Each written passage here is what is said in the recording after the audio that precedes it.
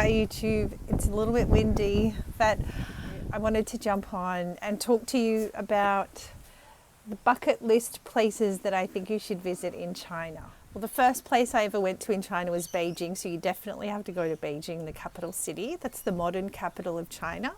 So in Beijing, you definitely want to go to see the Great Wall. You can go from the city to the Great Wall on a day trip.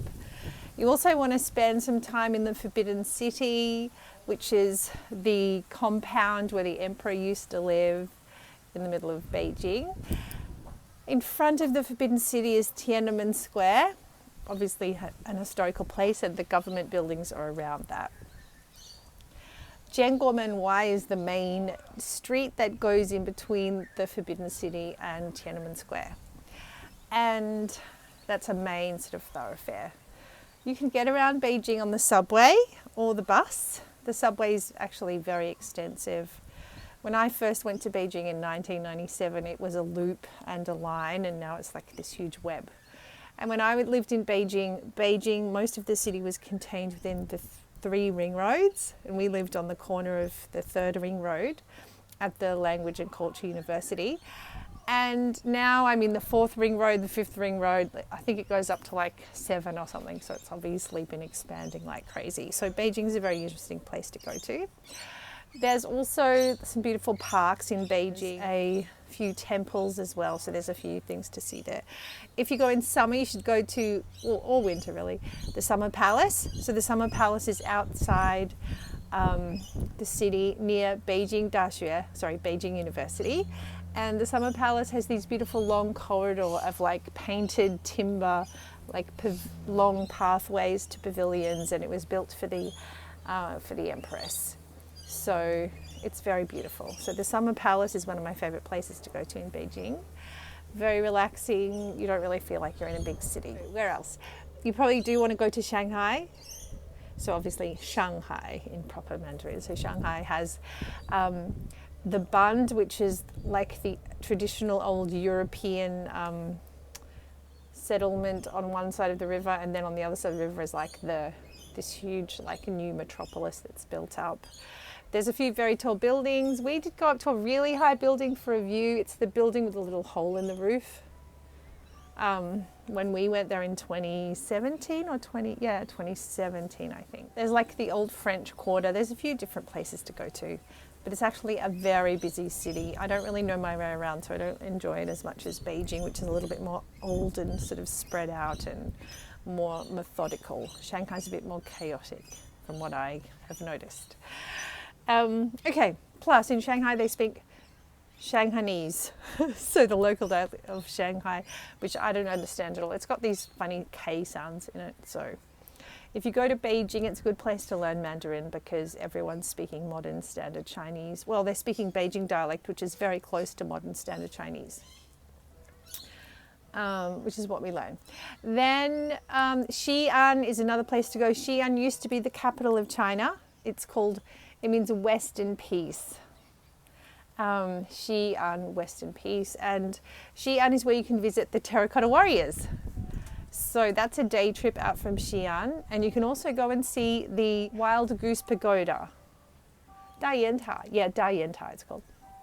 The Wild Goose Pagoda is like a very old pagoda that's very tall, where Buddhist people built this tower, and they translated a lot of the original Buddhist scripture into Mandarin, into Chinese characters. They also had nighttime. They've had this amazing waterfall with all the lights and everything. But Xi'an is a very nice place to go.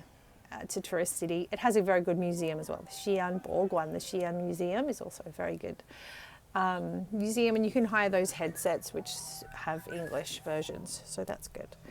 When we went to see the Terracotta Warriors, we did hire a van for the day with an English tour guide, which wasn't that expensive, so I'd recommend that, to have a personalised tour if you can. If you stay in a hotel, they should be able to organise that for you. And then also, if you have a personalised tour, then when you get hungry, they take you for lunch. They know the good places to go to order lunch and stuff. And the best part of going touristing in China is that you always know there's going to be restaurants where you can order yummy food. It's not like here where you kind of pack a sandwich on your rainforest walk. It's usually a place where you can have a good feed on your tourist adventure. Okay, so where else? I went all the way out to Gansu province, which is out on the western sort of plains of China. There's a place called Dunhuang, and it has these huge sand dunes that we went to visit, like sand dune mountains, which was very cool. I remember climbing up and sitting on this sand dune mountain. It was very nice. Also in Dunhuang, very close to Dunhuang, they have Mogaoku, so the Mogao caves. So these are like Buddhist grottos that were carved into these stone caves. And they're massive. You get a tour there and visit all these amazing Buddhist carvings and caves.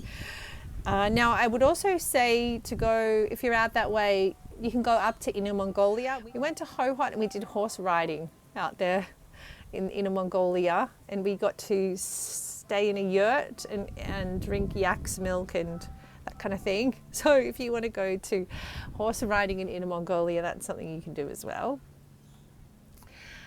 So that Inner Mongolia is sort of in between Beijing and Dunhuang in Gansu province. Then you could also go to Sichuan province, which is where all the spicy food comes from. So Sichuan is over in the western part of China. What I remember about Sichuan is very spicy food. So the hot pot is extremely spicy, lots of chili, lots of Sichuan peppercorn, so it's very numbing as well. I also remember in Sichuan, we went in summer, it's kind of very lush and tropical, like with lots of rain there, and that's why they eat so many chilies. And I remember in the afternoon, everyone sits around drinking tea. I think a lot of people still have a siesta there. And I remember climbing up to this mountain and people sitting around at these long, sort of in these big deck chairs, sipping tea. That's a recollection I have from a long time ago. So in Chengdu, which is the capital of Sichuan. No, it's not the capital. Yes, I think it is the capital. But Chongqing is also in Sichuan province, but it's not a part of it. It's its own municipality.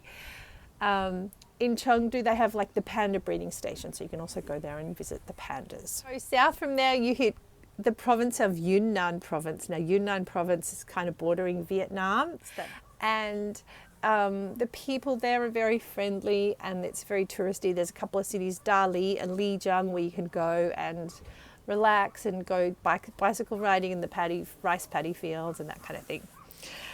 It's out of the hustle and bustle. And the capital of Yunnan is Kunming, which is quite a nice city. And for sort of reference sake, Kunming is a similar latitude to Brisbane.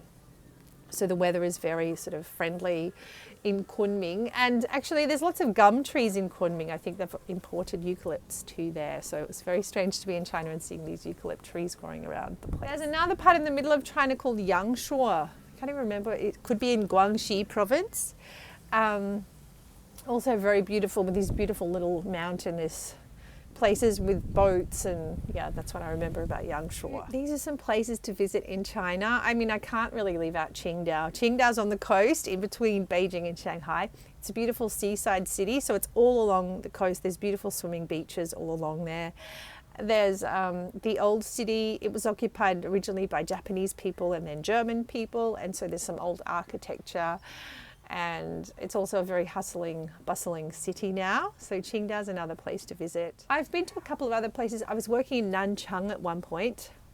Nanchang was a bit of a difficult posting, I'd say. However, the Nanchang chow mian was really nice. They made these rice noodles and they stir-fried it with heaps of chili. It was really, when we first got there, we were like, oh, we were not quite used to it. But after a while, we really got used to it. It was really yummy.